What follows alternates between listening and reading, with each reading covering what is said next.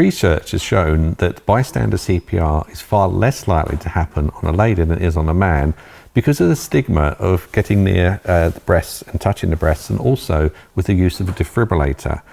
With a defibrillator, you need to cut the bra away to put it on effectively. So with the Practiman Manikins, you have the choice of a male skin or a female skin. Now, to change the female skin is very, very straightforward. All you need to do is literally just undo the clips on the side. So you've got 3 on each side. Once you've done that, just lift the original skin off.